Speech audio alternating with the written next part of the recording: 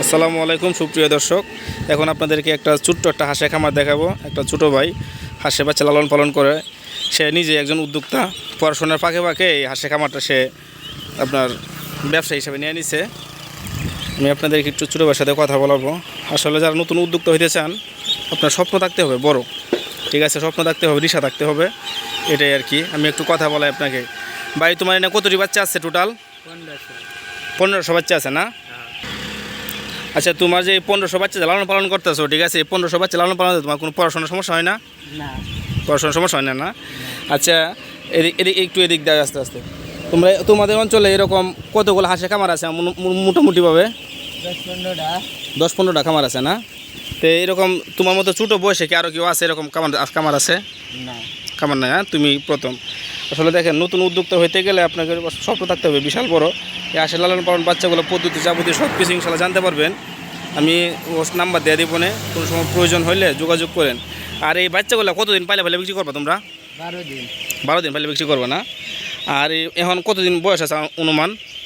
11 দিন আছে। তাহলে মানে আর একদিন পরে বাচ্চাগুলো বিক্রি করে দেবো। হ্যাঁ, বাচ্চাগুলো তো কিন্তু অনেক সুস্থ দেখা যাচ্ছে ইনশাল্লাহ। অনেক জায়গাতে বাচ্চাগুলো দেখলে একটু অসুস্থ রোগা মনে হয়, এরকম না ইনশাল্লাহ। খুব সুন্দর বাচ্চা, জর্জরা বাচ্চা। এই 1500 বাচ্চা তুমি লালন পালন করতেছো, 1500 বাচ্চা তোমার লাভ কত টাকা হইতে পারে? 40,000 বা 50,000।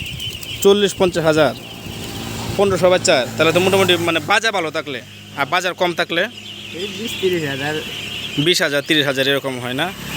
তাহলে তো ইনশাল্লাহ পড়াশোনা ফাঁকে ফাঁকে এই ব্যবসাটা করা যায়। হ্যাঁ, আর তোমরা মূলত এই আপাতত এই হাঁসের খামারে এই ব্যবসাটা করতেছো রেগুলার না? আচ্ছা, যারা দেখতেছিলেন ইনশাল্লাহ দেখেন, একটা শখের খামার কেউ যারা দিতে চান দিতে পারেন।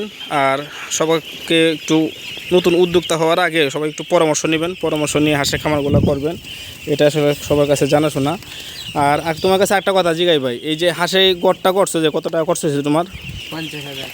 50,000 টাকা খরচ হয়েছে না? আর এমনিতে যদি মানে কম করে কেউ বান নাই, মানে কম টাকার ভিতরে, তাহলে কত টাকা খরচ হইতে পারে? 20-30,000। 20,000 না?